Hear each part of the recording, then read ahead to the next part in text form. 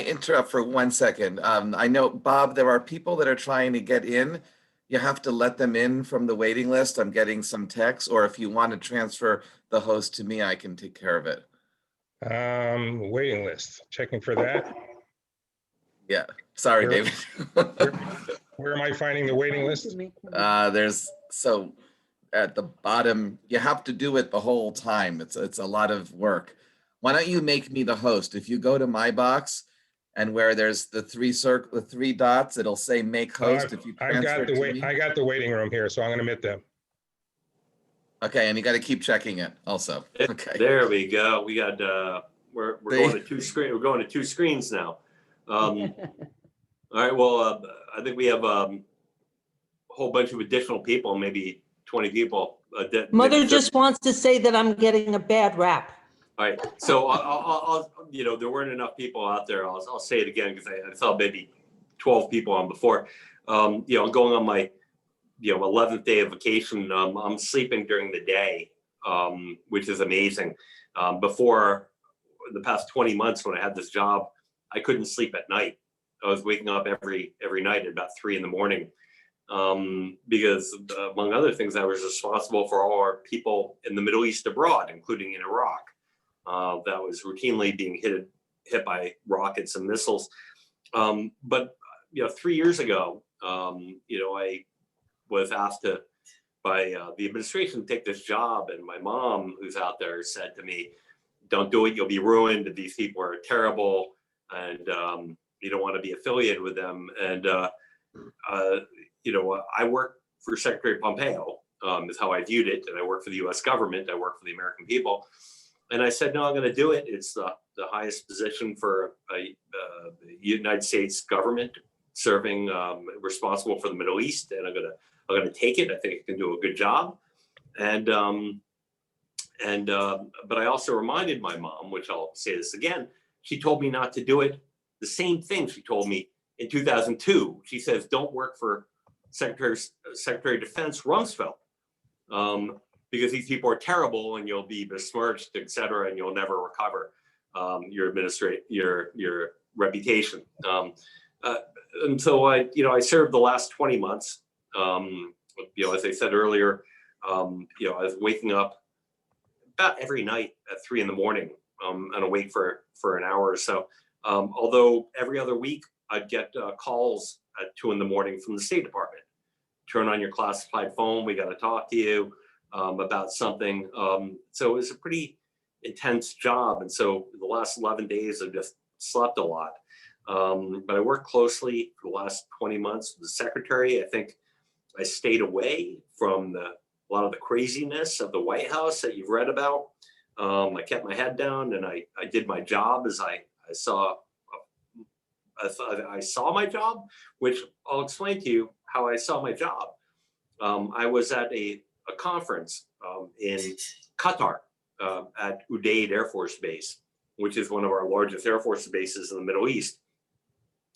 And I was at what they call the CENTCOM Commanders Conference, and they had all the generals from the Middle East there, and all the ambassadors serving in the region were there.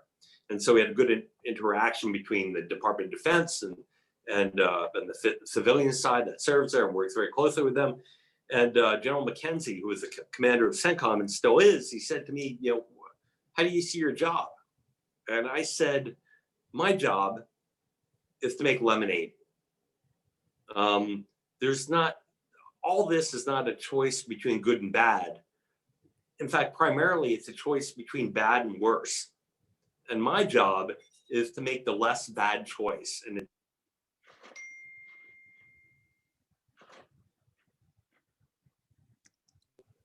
it is to advise the secretary to make the least bad choice." And I think, that's what I mostly did over the last 20 months. We can talk later. I know there's a lot of folks out there who have concerns about not only about what's coming, but about the last several months of the administration. I think that there's a view out there that Secretary Pompeo salted the earth, that he took decisions that made it so that it boxed in President Biden. By the way, every time that I interacted with Secretary Pompeo after the election, they never questioned whether the election was legitimate. Pages. Oh, I'm sorry. He never questioned whether the election was legitimate. He was always ready, said, hey, we got a couple more months here. What are we doing? And when we interact with people abroad, he said, okay, you know, we got President Biden coming. There was never a question about the smooth transition of power. But, you know, there was a question about the Secretary salting the earth. I know that in the last day or so before the transition, he declared that China was committing genocide. We can debate about the timing of this. We cannot debate about whether China is committing genocide. It is. The same thing goes for the designation of the Houthis as a terrorist organization. I think this is worth something. You recall the Houthis are an Iranian-backed organization in and socio-religious ethnic group in Yemen that many people did not want to designate because we engaged with them, but they are backed by the RGC and they're sending missiles and one-way UAVs every day into Saudi Arabia. And they are also, Israel recently moved the Patriot battery to Eilat because they're worried about missiles from Iran ending up in Eilat or in Israel, targeting them from Yemen. There's not a question about whether the Houthis are a terrorist organization. We can debate about whether the timing was the best timing, but in any event, and I'll just sort of wrap up on this personal issue on this. I'm proud to have served for the past 20 months. It was the job of my life. At the same time, it was a great sacrifice. I took 0 days off over the past 20 months. I tried to take a couple days with my kids to take them to Philadelphia around Christmas time last year. And on my way to Philadelphia, the secretary called me before I hit Baltimore and said, we're having a call tomorrow morning at 5 o'clock or 6 o'clock in the morning. So you better come back. But it was an amazing job. It was about 45% travel. It was about 30% less pay. I went to work every day since March of this year. I was in the office. I traveled, in May. I traveled again in June or July, 45% of the time since. But it was an honor and a pleasure to work with the great people of the State Department, and I'm lucky to have done so. They're very impressive. Not only the Foreign Service officers, but the civil servants there.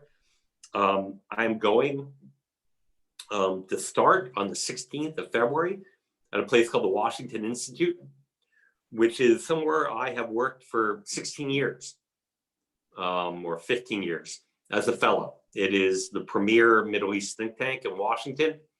It is the only think tank in Washington that doesn't take foreign money, right? Not from Israel, not from Arabs, only from Americans.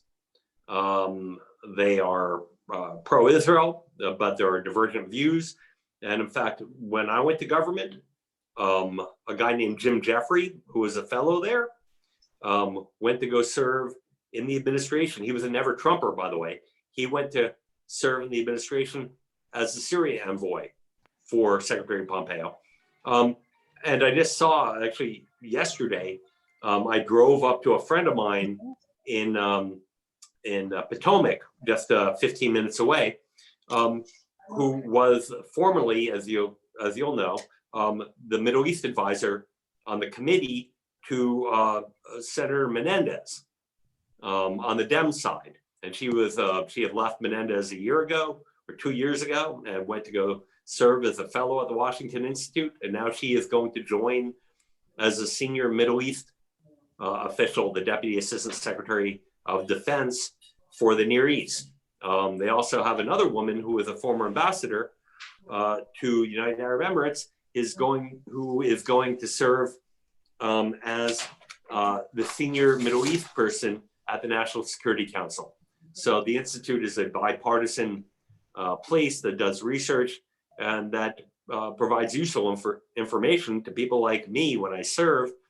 Not only do I get information from people in the government that are reading classified information, but people from the outside who don't have access to classified information, but have more time to spend outside the capitals of these countries. No, I think I know a lot now, but I knew a lot before from reading unclassified information and just meeting locals and spending time with them. And that's equally valuable. And people in the government don't oftentimes get access to that, or the privilege, or let's say the ability to have access to this kind of ability to have time to sort of think about big ideas that people in think tanks do. Because when you're in government, it's oftentimes doing crisis work. So I'm going to go work at this think tank again, and I loved it last time I was there. I'm very much so looking forward to going back. Anyway, let me just say a few words about the Middle East, because I don't want to actually spend the whole time talking. Once again, I want to hear your questions and engage with you, but I'll just say a few things. We have a new administration. I know a lot of people in this administration. I mentioned just now my former colleague at the Washington Institute, this woman, Dana Stroul, who worked for Senator Menendez, is very impressive, is going to work at the Department of Defense. Barbara Leaf, the former U.S. ambassador to the United Arab Emirates, is very impressive, who's going to be the senior Middle East person at the National Security Council.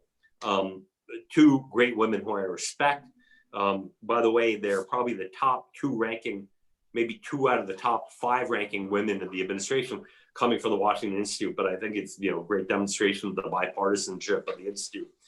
But I want to talk about where the administration is going to go and where it may diverge in the Middle East from the prior administration.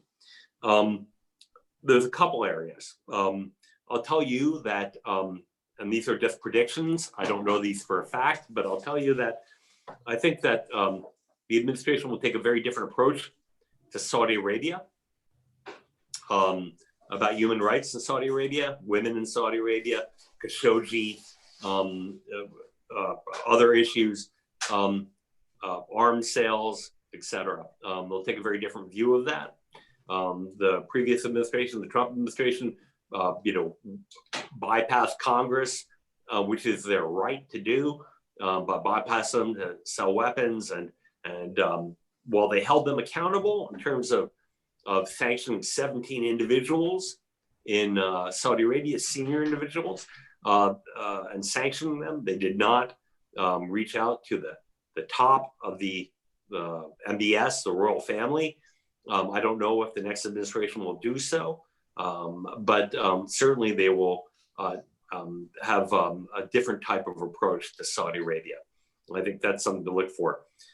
Israel, which has just announced recently the construction of some new settlement blocks in an area that will is strategic, if you follow these things, that will cut off 2 areas of the West Bank and prevent territorial contiguity for perhaps a future Palestinian state. They passed that before the Biden administration came in.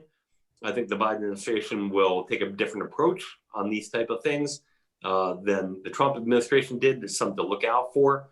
But I can tell you with confidence that the bilateral relationship, I worked on Israel in the State Department, in the Department of Defense from 2002 to 2006.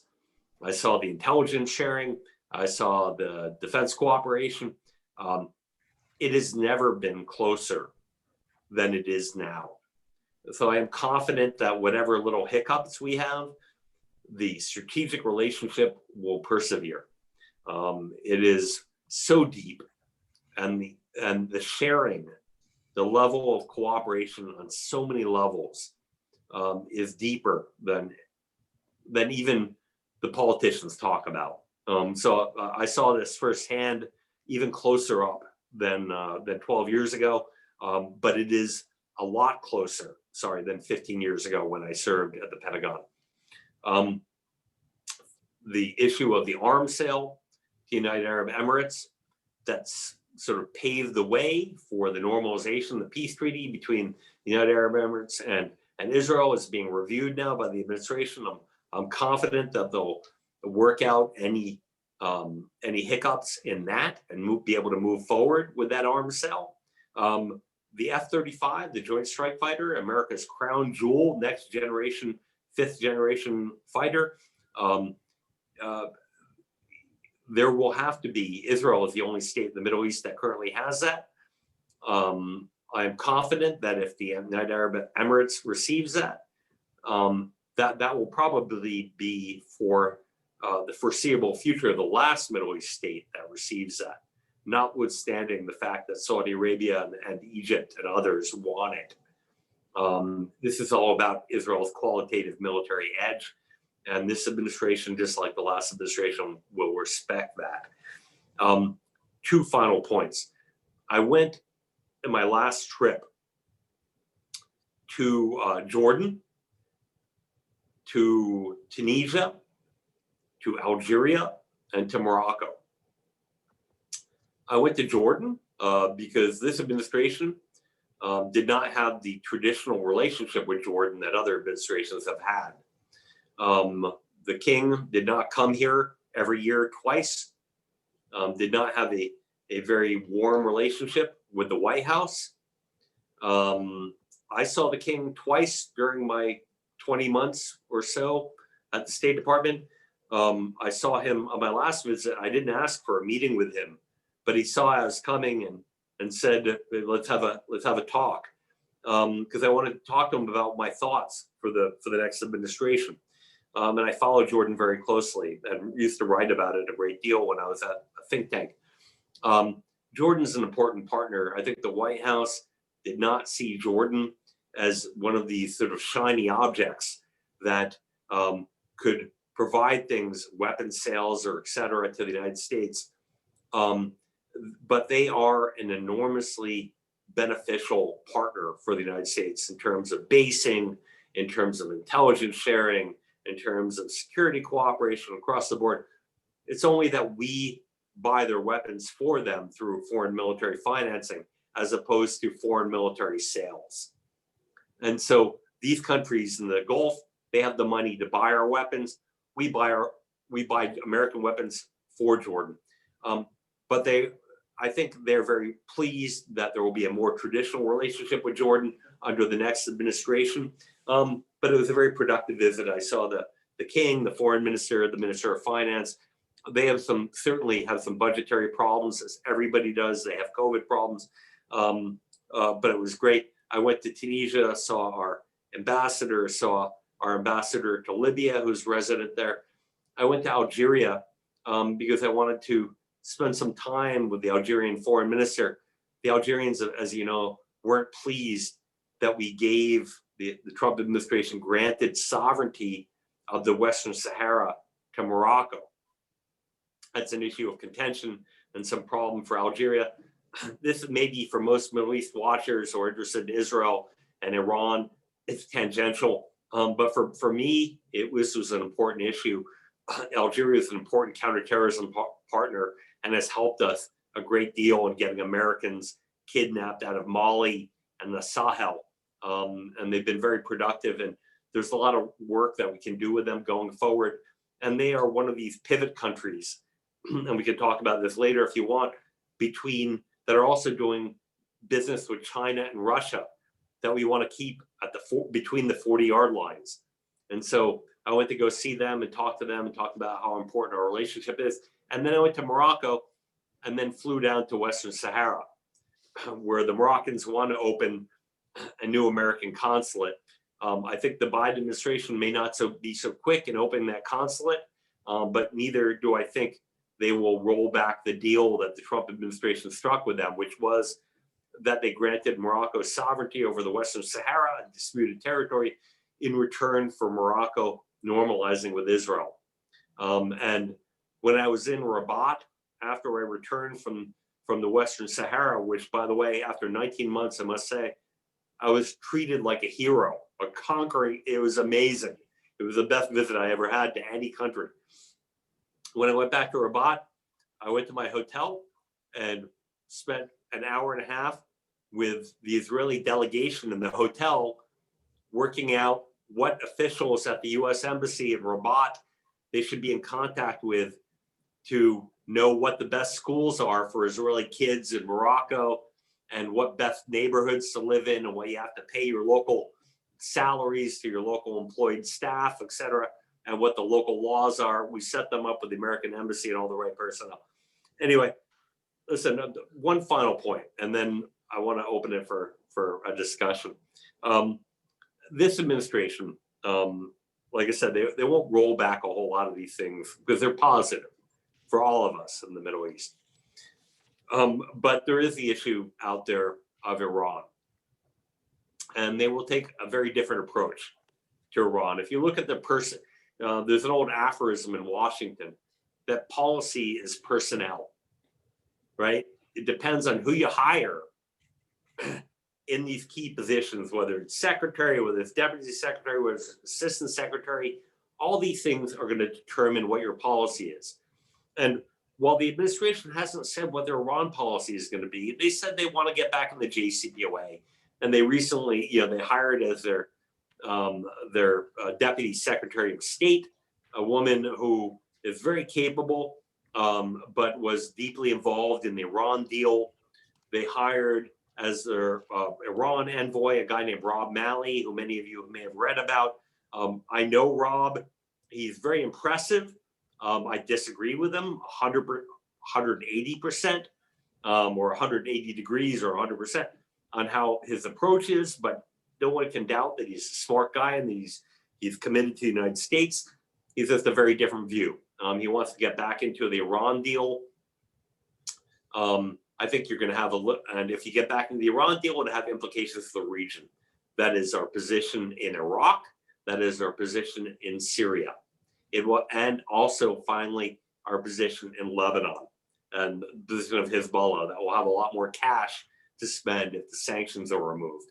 And so these will have implications for Israel as well. I am a firm believer in democracy.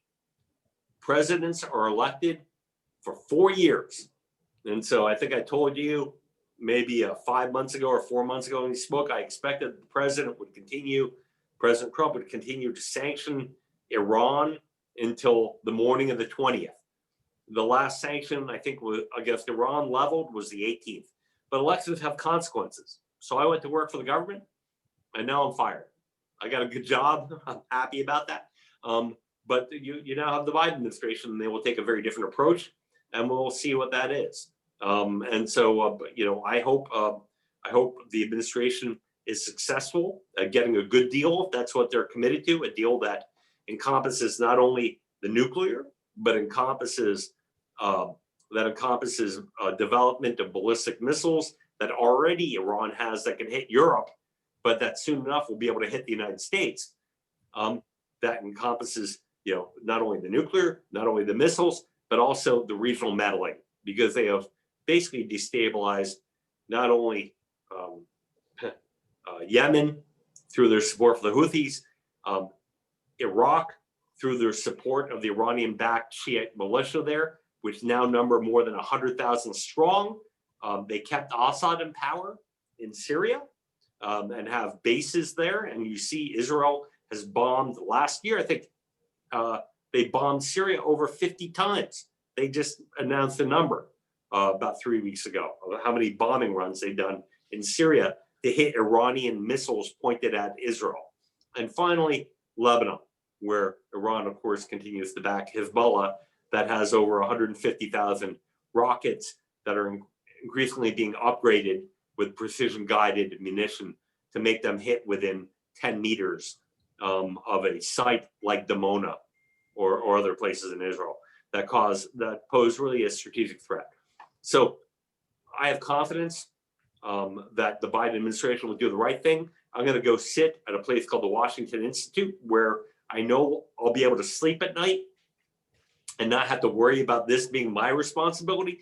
And I'll be writing and critiquing how the next administration does, just like they were doing about me for the last 20 months. So with that, let's have a discussion. Thank you. David, that's amazing. It's truly, I don't know how you slept for the last 20 months. All I'm worrying about is a snowstorm. You had such chaos and craziness and anxiety. The world was, almost could be unhinged at any moment. Wow.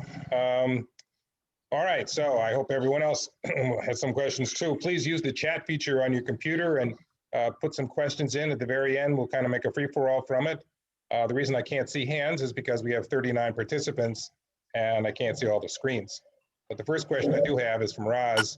She says that I just received a video from Congressman Bazingas, who is a Democrat, that the new administration wants to send money to Iran, China, and Russia. It's a big package. Do you know anything about this? From Roz. Well, listen, I don't know about sending money to China, Iran, and Russia.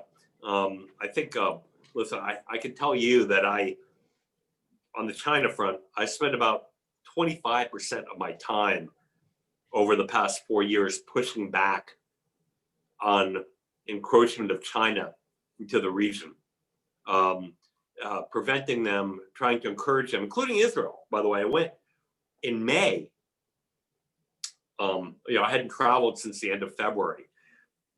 And in May, the secretary said, I'm going to Israel. I haven't traveled. I'm going crazy. I'm going to Israel. And so he has a plane. We got on a plane, a small plane from the secretary. And there were 15, maybe 10, 15 people of us on board. And we all got COVID tests beforehand. And I was the only policy guy. And we went and flew 15 hours because secretary doesn't have a plane like the Secretary of Defense. Secretary of Defense has a 747, and then they air or fuel. Secretary of State has to land in either Shannon or Germany to refuel, and then you go on because you can only fly to Europe. And so we went to Israel. It took us 15 hours. We had 7 hours on the ground. And we had 2.5, 3 hour meeting with Benjamin Netanyahu and Yossi Cohen, the head of the Mossad. And I can't give details of the meeting, but I can tell you we talked mostly, or a good part of the meeting, about China and about Israel's dealings with China. Because COVID, it changed everything, and it should change everything.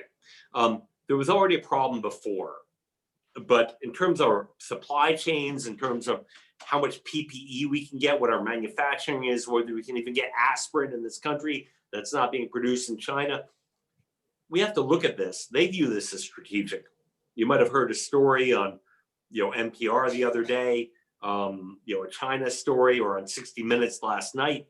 I wholly subscribe to this. I've seen the intel. If all these countries get 5G from China, there is nothing that is property of, it's not like Google or Apple, that if we tell them, if the US government comes to them and say, open this iPhone, we're worried about terrorism, they might not do it. There's a legal process, and they can say, we don't want to open that phone for you. In China, every company is a property of the PRC, People's Communist Party. So we went and had a talk with the government of Israel about this, and about their 5G, but about other strategic investments that they do with China. I'm not saying this had an impact or whatever, but 3 days after we left, they canceled a deal for China to build their desalination plant. We just don't think that China should be doing strategic investment. But if they do 5G, it's a problem because we cannot communicate over their lines with their military and not have them intercepted.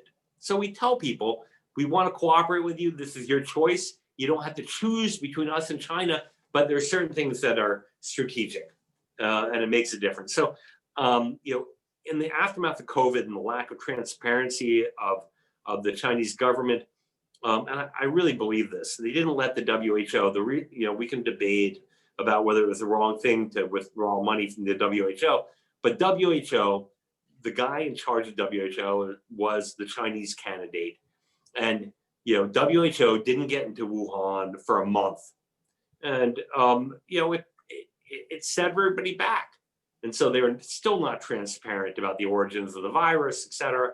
I don't want to get into a debate about whether this was leaked from a lab. I've seen what the administration has said about it. But I don't think that this administration, the Biden administration, will go back. I think we are in a new era in relations with China and about how how our allies can comport with China. I think that's something that's not going to be undone. On Russia, I can't believe that any administration will give money to them. Even the Secretary of State, Anthony Blinken, had said publicly that Mitt Romney, when he said during the debate that the strategic competitor and threat was coming from Russia, even Anthony Blinken, the new Secretary of State, said Romney was right. He was prescient.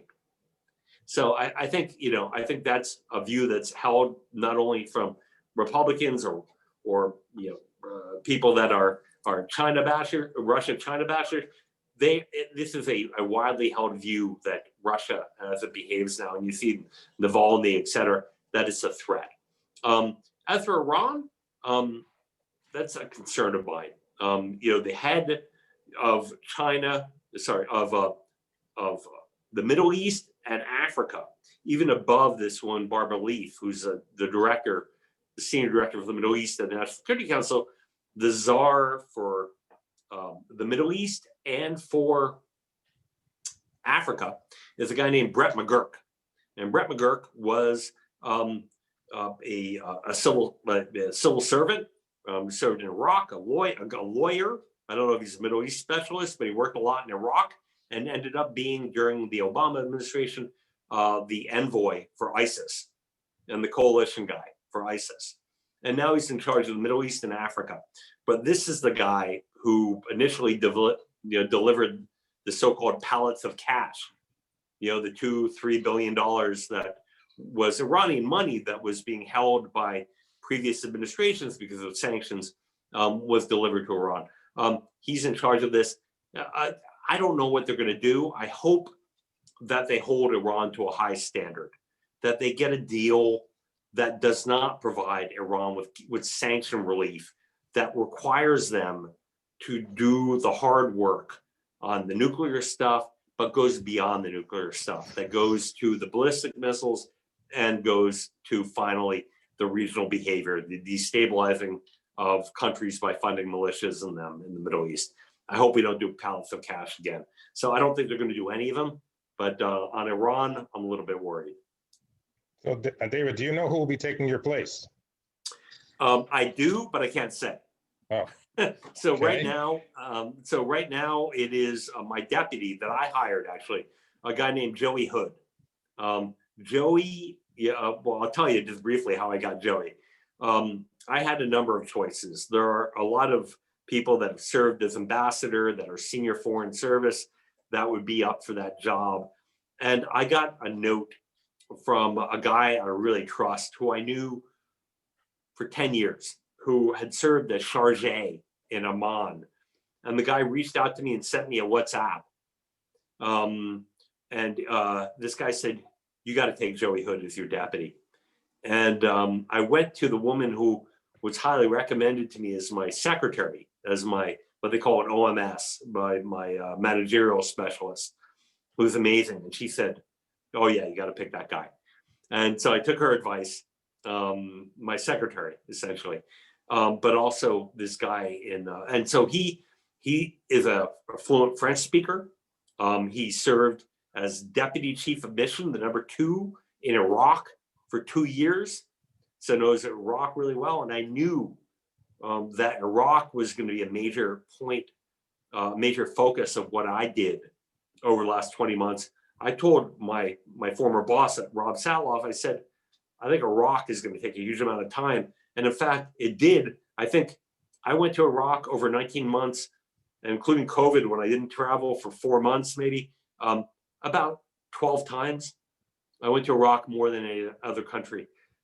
It's not the most pleasant place to visit, as you might imagine. It's pretty rough there. You arrive at the airport, you have to take a private plane. We have an airline that flies you in there from Jordan. I had them pick me up in Saudi Arabia a couple times, a prop plane for 3-4 hours. And then we arrive at the airport, got to be picked up in a helicopter and flown to the embassy. It's tough going there. Every move, every personal, when I go there, I stay at the ambassador's house. Every move that you do there on the ground, even in the green zone, it takes, more than 100 people that are looking after my security. So it's, it's a tough thing, but Joey Hood served there for 2 years. He worked in Africa for a couple of years. And he's a remarkable individual and has great interpersonal skills. And I was really worried with having a political. This is the first time they had a political in this position since 1993. So I wanted to have somebody that is known for being a State Department person that is a manager and a person of the people. A foreign service officer's foreign service officer. And so I picked this guy, and he was just amazing. So he's my job now until the next person is confirmed. That'll probably be based on me. It took me a year to get confirmed, but Wow. Probably for the next person, I think probably about 6 months. Okay. Well, hope you didn't tell your mother about all these things. She wouldn't sleep at night either. I try not to. Good. Any idea how COVID is being handled in the Middle East? It varies greatly. As you know, Israel per capita has more people vaccinated than anybody in the world. I think they've now got over 50% of the people vaccinated. And they had a policy, they have centers, they mobilization, the military, et cetera. And they've done great. But it's spotty in Egypt and in Algeria. It's difficult. In Iraq, it's rampant. In Lebanon, public health services are overwhelmed. They don't have vaccinations. They can't afford them. It varies greatly. I think, in Saudi Arabia, they managed to keep it under control initially. Some countries closed airports for months on end to try and prevent the movement of the vaccine. The movement of the virus. It's like talking. I got 18 countries, 19 countries, 18 countries in the Middle East that I was responsible for. A lot of those countries don't have reliable data. Iran isn't reporting. We know it's bad, but it's like China, right? We don't know how many people in China have COVID, right? We don't even have the original ground zero patient in Wuhan, right? A lot of these countries that we're not allowed to get out of the capitals, they don't have reliable data. This is the nature of repressive governments. So, but it's I think it's pretty bad. But I'm going to knock on wood here. I spent let's say since June, July, I traveled about 40% of the time to the Middle East.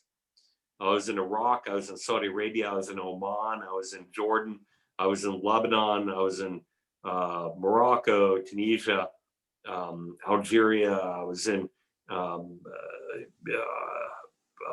Qatar, I was in Bahrain, and you wear your mask, you try and stay 6 feet apart from people, and you get through it. I've now had a vaccine via the State Department, but I still wear a mask. I still stay pretty far apart from people, and I'm looking forward to driving my 8 hours down to South Carolina. I'm not getting an airplane for that. Good. Do you know if Trump will continue to receive classified briefs, and did he ever review the classified briefs when he was president? Well, I really, as I said earlier, it was my goal to do my job. I view my job as working for the Secretary of State.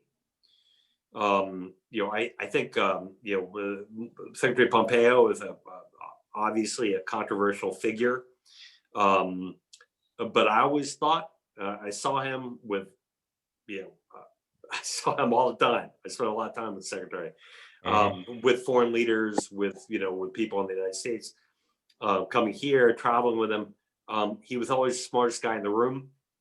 I viewed myself as working for him. Right. I tried not to spend a lot of time. I went to the White House a lot before COVID. I went maybe twice after, when I could be rest assured that everybody in the meeting would wear a mask. That was not something that was taken for granted. Right. I had to get that done. But I had a lot of meetings at the White House with my National Security Council counterparts via secure video teleconference from work. I talked to these people often. I had a secure phone at my house. But I think, I try to stay away from all the craziness of the White House. And there was a lot of craziness, as you guys read about. Good idea. There wasn't a lot of craziness, as far as I was concerned, in my building, in the State Department. Good. And so I really just didn't engage in that. I had a number of text messages and discussions with Jared when I needed to over issues of mutual concern, but I really didn't spend a whole bunch of time there. And I don't know what the situation is. I can tell you that the nearest affair bureau of the State Department where I worked, where there were more failed and failing states per capita of any other bureau in the State Department, which is Africa, Asia, whatever.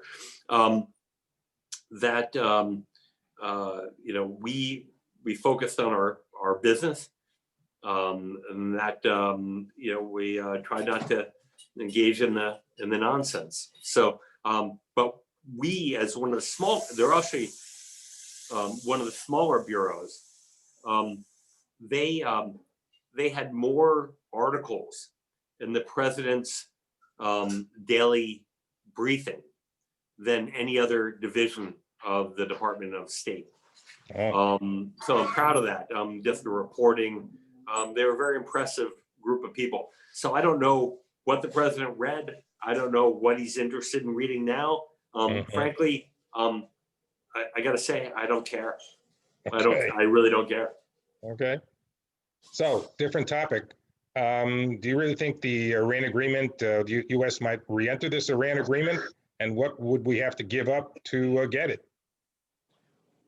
Well, it was always my belief on the first time that they got the agreement. And, it's hard to say, hindsight is 2020, right? And so, I was a critic of the Obama administration, to be sure. But I wasn't there, right? I didn't engage in negotiation. I thought that by getting an agreement that was only focused on the nuclear, and there is no doubt that the nuclear is the most important thing, but that only getting the nuclear and not including the ballistic missile, the proliferation of the ballistic missile, and the regional meddling that was undermining stability in all these other Middle Eastern countries that impact us ultimately and our friends in the region, that it seemed like we wanted the agreement more than Iran did, right? They were the ones under these crushing sanctions. And now this administration has just an incredible amount of leverage that they have acquired through, we can debate once again, whether it was the right thing or the wrong thing to get out of the JCPOA. What we cannot debate about is that because we got out of JCPOA and then leveled these crushing sanctions against Iran, that they are in a very difficult position now. So should the administration make use of this leverage, even though they believe it to be ill-gotten gain or somehow inappropriate how they got it? Absolutely, they should make use of it, and they should get a better deal than they got last time. We are not in 2000, what, 15, 2005, 2000. We're not in 2012. We're not in 2015. This is not the same situation that we were in before. And so this administration should recognize that there is leverage here and that Iran's economics are terrible.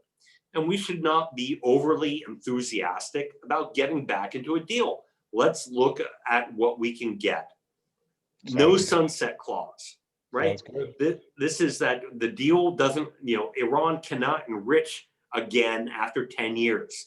They can never enrich, right? We tell all our allies, remember this, right? This is the last thing I'm going to say about it. We tell all our allies, we tell Saudi Arabia, we tell the United Arab Emirates, we tell Jordan, you have to sign a 1, 2, 3 agreement. That is that we will provide you support on your nuclear development and for nuclear energy, but you cannot enrich. Now, how come only one country in the world can enrich, and that is Iran? Well, that is a recipe, as far as I'm concerned, for proliferation, for getting other states to say, no, we're going to enrich too. How can we tell Saudi Arabia and Jordan, our allies, and United Arab Emirates, that has a peace agreement with Israel, that you can't enrich? And the only state that can enrich is the only state that says they want to build a bomb and destroy Israel. It's a recipe for not only Saudi, but also Egypt and Turkey building a bomb.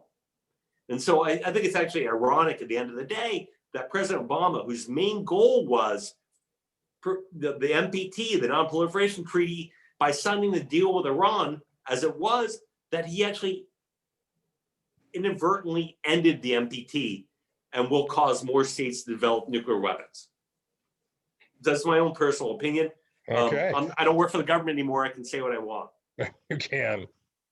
In the Palestinian leadership, is there anyone interested in genuine compromise rather than taking a maximalist position, in your opinion? Well, there is. I mean, this was obviously not a space that I could play in when I was in the government. I went and met with Palestinians at one point. I was the only U.S. government official in 4 years to stay at the American Colony Hotel in East Jerusalem. It was a shocker for a lot of people. I've written a book on Palestinians and Palestinian politics. I believe in a Palestinian state personally. I think that this administration took an approach that was, leveling more pressure on them. I think there are a couple things that are true. Before I get to your answer to the question, just really quickly, I think of the Palestinians, and maybe my numbers aren't right here, but the Palestinians look at their choices over time. They had the Peel Plan back in 1947, where they would have gotten 72% of historic Palestine. They rejected that. In 1948, they could have gotten 67% or 68% of historic Palestine. They rejected that. Then they went to war and then lost more than that. And then in 67, they lost even more. And now they get, at best, 36% of historic Palestine. If you look at the West Bank and Gaza with territorial swaps after you're done, the trend line is not good for Palestinians. Now, like I said, I believe in Palestinian statehood. I think they got to agree to the fundamentals here, no right of return, and accept perhaps people who were exiled, that under, number today, less than 100,000, probably. But that they're never going to have an army. Every state doesn't have an army. There can be a demilitarized state with a police force and gendarme. Will they agree to that? Will they agree to having a small state that is going to look like a game of hooks and ladders, right? They can be prosperous. I don't care about the amount of territory. There are small countries that kick ass in the world. Smaller states in the amount of territory that the Palestinian Authority currently has. So they can make it work. They can build bridges and tunnels. They can connect it to Gaza some way. I don't know if this generation of Palestinian leadership will pull that trigger. You're going to have Palestinian elections, so they say that Mahmoud Abbas is going on the 16th year of his 4-year term. They say they're going to have elections for the Palestinian Legislative Council. I don't think this guy is going to be able to make that deal.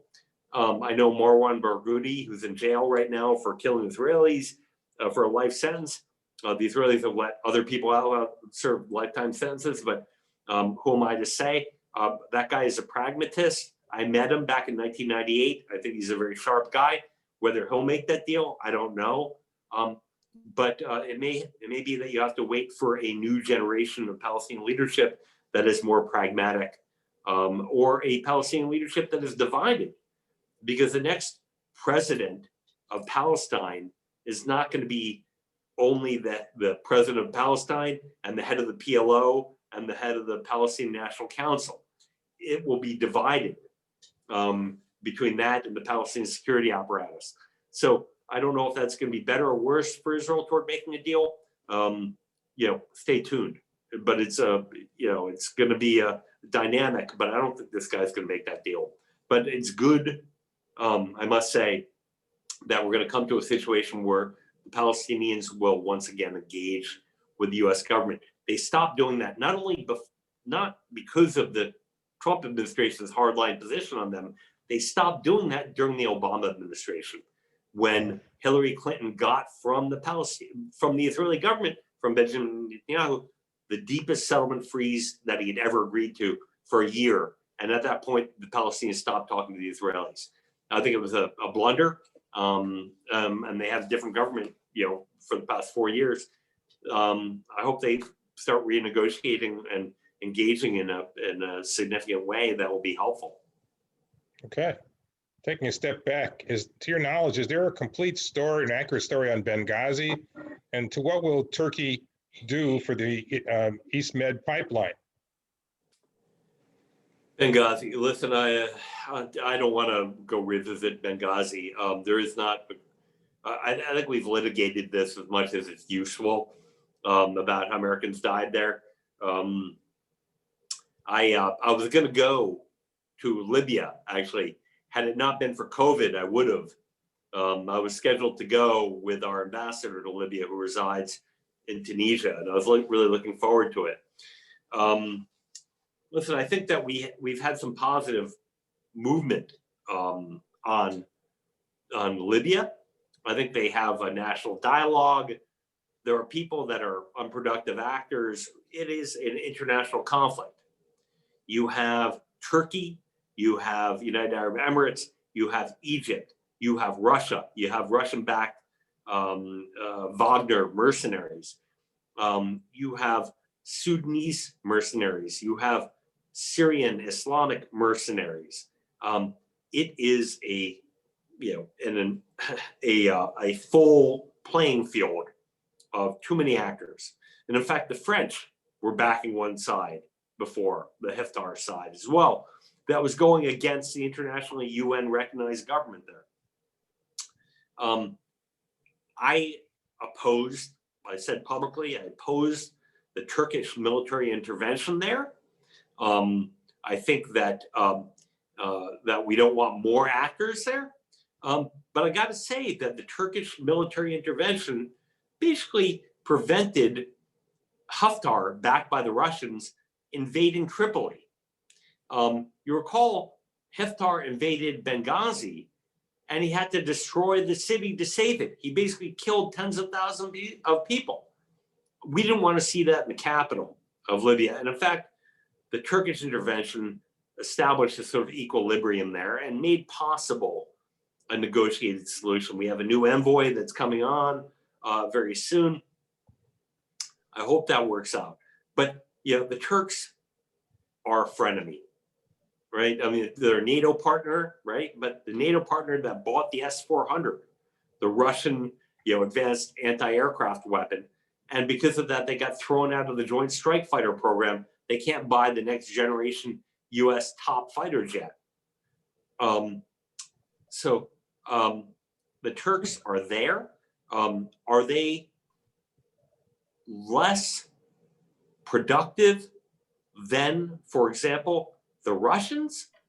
I mean, the last thing I want to say, just strategically, once again, the Turks are problematic. They're Islamist. I think Erdogan is modified Muslim Brotherhood. He's supporting Muslim brothers throughout the region. But what I will say is that I would almost rather have modified Muslim Brotherhood having a place in the future Libyan state than having Russia having bases on NATO's southern flank. I don't want Russia there. So I think we got to look at our priorities. Now, this impacts the issue of East Mediterranean natural gas. We can talk about that. I tried to negotiate a deal between Lebanon and Israel to try and define their maritime border. Didn't make so much headway on that. Turkey wants to play a role. They are doing things that violate what most people would think is international maritime law. I can say that now that I'm not working for the US government, because the US government does not take a position on international maritime law, right? That is to be worked out in different international forums. I'm concerned about Turkey and their extraterritorial claims and what it means for our relations with Greece, what it means for internationally defined maritime borders. The Israeli pipeline, I don't want to say it's a pipe dream. I think they're ambitious. They've got a lot of excess natural gas, and maybe they can do it. I'm not sure. I spent a lot of time with Yuval Steinitz, the Israeli Minister of Energy, and he talked, about Israel's aspirations to build a pipeline on the foot of the Mediterranean to bring Israeli natural gas to Cyprus, and then bring it to Italy. I don't know what natural gas is going to cost 5-10 years from now. I'm not an energy specialist. It's expensive when you start trying to lay pipe. Let's say, I don't know how many thousands of feet below sea level, on the sea of the ocean bed. I wish Israel all the luck in doing that. And that Turkey is not a barrier for them to do that. But I support, cooperation. And Israel is now selling natural gas not only to Jordan, but also to Egypt, which is turning it into liquefied natural gas.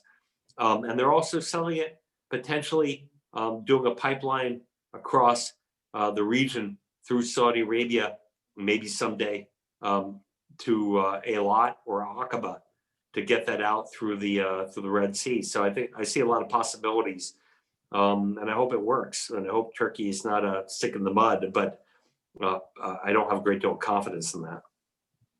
By the way, there was talk that Jared Kushner would be nominated for the Nobel Peace Prize. Is that something you support? Well, he was nominated by Alan Dershowitz today. Oh, today. Yeah, so I saw that. Who'd they say from Myanmar, the president, right? Was also got a Nobel Prize. Listen, this is not my business. I think he accomplished a lot. I think he pushed on an open door. Right, the Emiratis wanted to make a deal. There was a deal to be made. The Bahrainis wanted to make a deal. The Moroccans wanted to make a deal. I think it was an accomplishment. I don't want to downplay what he did.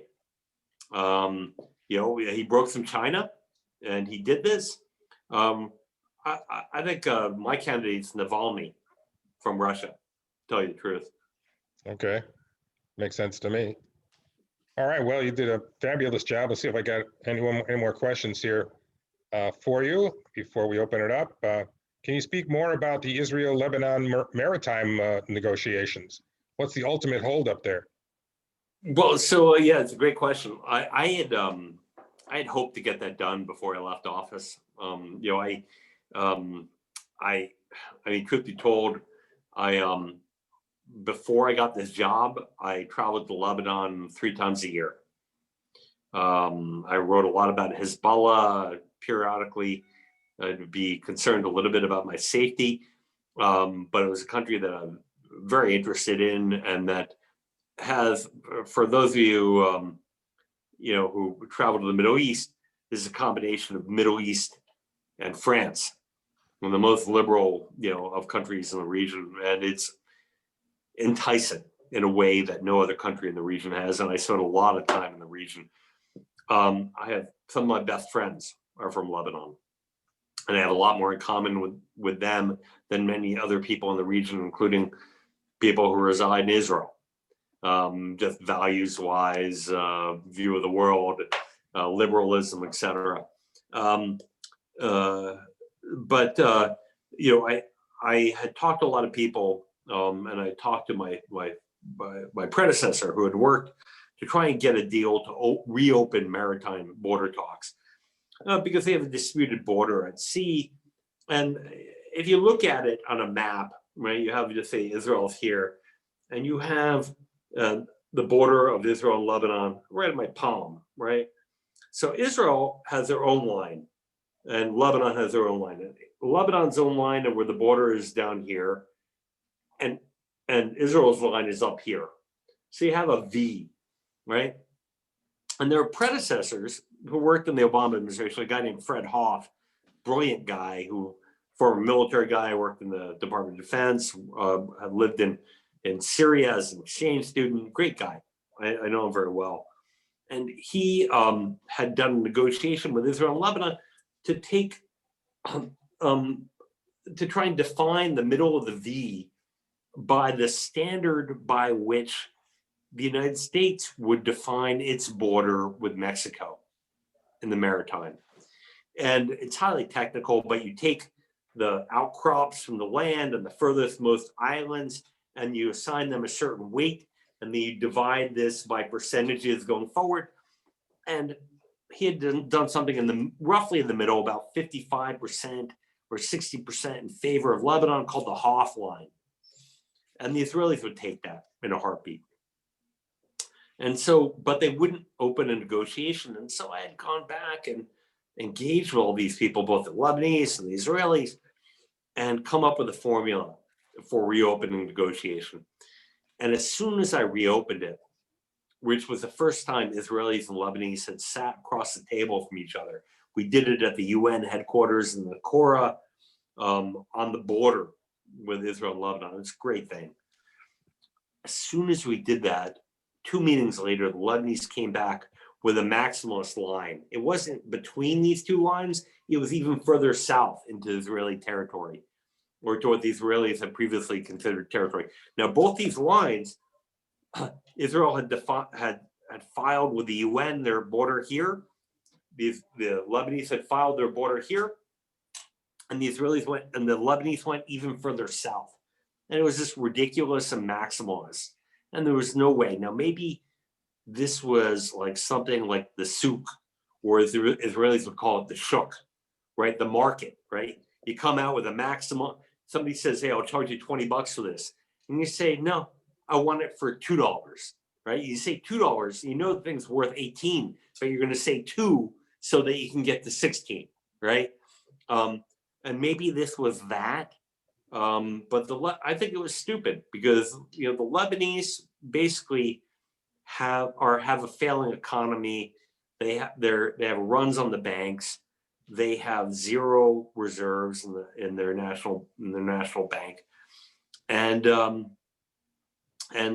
they should want free money, because the second they sign a deal on this, and the French oil company, right, Total, comes in and starts exploring where they likely have oil, it will take 7 years till one molecule of that natural gas comes up and they make any money off of it. And this is a country that is failing. So I'm very sad for the Lebanese, because the Israelis don't need it. They already have 45 years of natural gas that is flowing, right? That they're making money off of, that is fueling every bus in the country, every power plant, and every desalinization plant. And this is free money for the Lebanese. So it's a tragedy, actually, that they're doing this. But maybe this is influenced by Hezbollah. So I didn't get the deal, But before I left, the secretary made an announcement that we believe that the final solution is between those two lines that are filed at the UN. So we have that on record. And so we tied it up in a little neat bow for the next administration if they care to wade into this, crocodile infested waters. All right. Well, you are certainly extraordinarily informed with a bounty of information that we all need to catch our breath in trying to digest. And your expertise is stunning. So I wanted to thank you on behalf of the synagogue and the 39 screens that joined us today. And I really do appreciate it. We hope that you get some sleep. Thank God that you're home. That's a plus. But I know that it must have been exhilarating nonetheless. It's exciting and dangerous and also impactful. You had a chance to make some major changes in the world, and maybe it'll come again. You're still a young man, so there's time to go. I'm not doing it again. I can tell you. I'm 52, right? And I think, depending on the president, but I really, I'm never going to get confirmed again. I can guarantee you that, Bob. I'm not going to, it took me a year. I'm not putting my life on hold for that again. Right. I would serve again, but for those of you out there who have kids out there, I would encourage you to tell your kids to work for the government. Not forever, but for a brief period of time, to go experience it, to go have that impact, to go work with the people that do this. It's not, for everybody to have that sort of personal disposition. I don't think I could be a career civil servant. I'm too opinionated. I would get fired if I didn't work with people that agree with me. But I think it's amazing to serve the government, and I think it's a great experience. And for young people and middle-aged people, it's a remarkable thing. And these people, the government's not like working for the post office. These people are incredible, and the post office is incredible too. But these people are incredibly talented and incredibly committed and are real experts. So I was lucky to do it. But thank you, and thank you for the congregation and all the friendly faces I see out there for coming out tonight.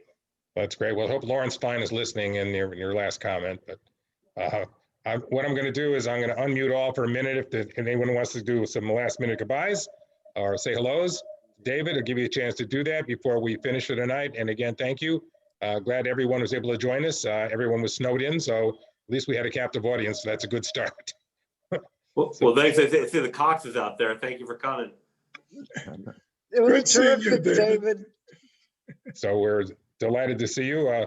So if anyone wants to unmute can do that, and we'll give it a couple more minutes.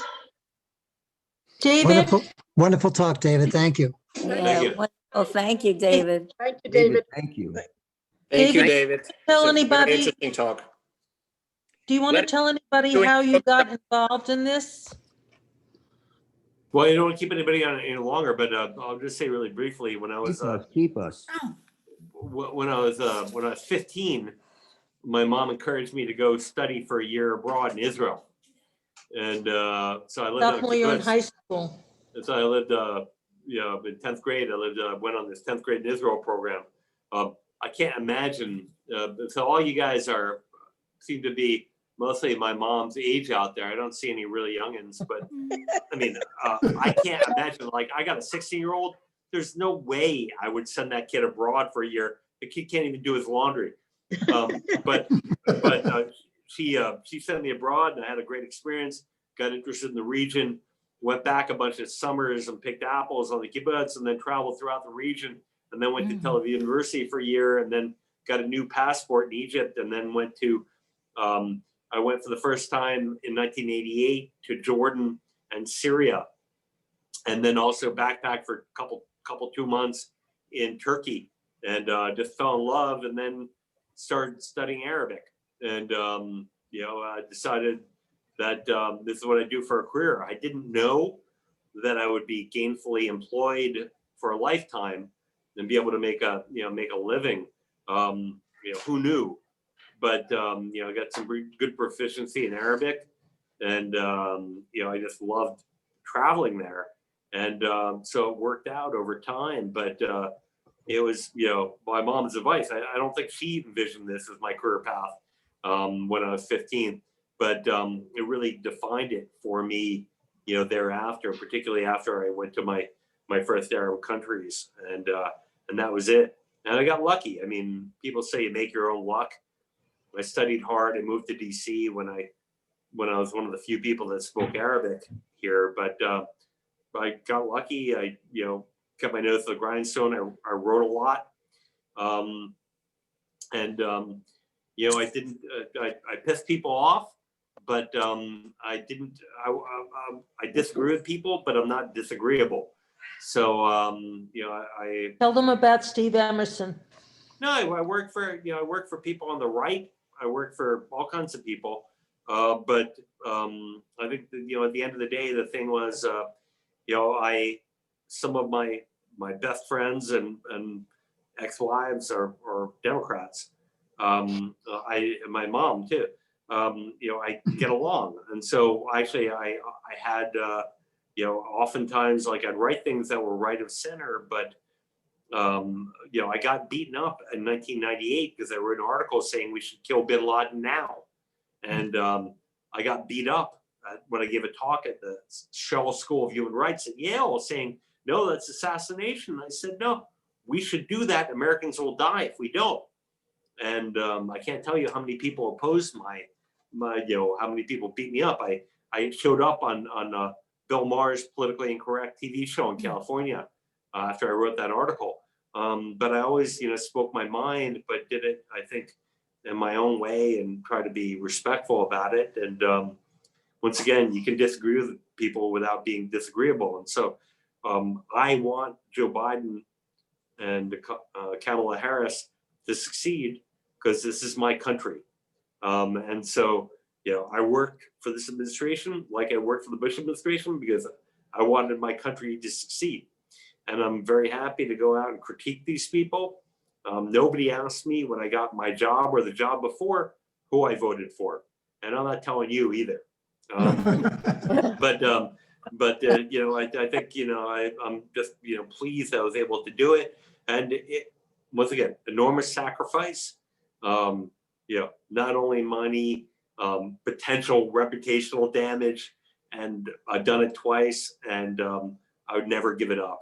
I'm really happy to be able to do it. And I can tell you, for those of you out there, there are a handful of people just like me who work in the State Department and other branches of the government who went in, who didn't necessarily agree and were disgusted by what happened on January 6th, et cetera, who said it's about serving our government, and they're going to do it, and they're just going to keep their heads down and do the best job they can. And there was debate before we went in. Elliot Cohen said go in, and then he said don't go in. I think you can debate about that. I feel comfortable about what I did, and my old boss, said he thought that I served well and gave me a job back with a little bit more pay than I got last time. So I'm happy. One of the things you said that was interesting to me was that you went to Egypt where you got a new passport. Was that to enable you to travel in the Arabic countries at the time? Because it's always been my understanding that if you had Israel and a passport, I don't know if it's changed at all. Well, I know it must have changed with Jordan because I went with Ira Spar on a trip 2 years ago now, and we were able to go to Jordan. But other than that, I wonder, are there any other countries where it's okay? To have Israel in your passport now if you're a regular civilian? Yes, I had to do it back then because you couldn't go to any Arab country except for Egypt, which made peace with Israel, right? So you go to Egypt. So I went overland in a bus. You could catch a bus out of Tel Aviv at night. That would be a 12-hour bus ride or whatever. You end up in, or a 9-hour bus ride or whatever. You drive across the Sinai and get to Cairo. And then, I got a new passport.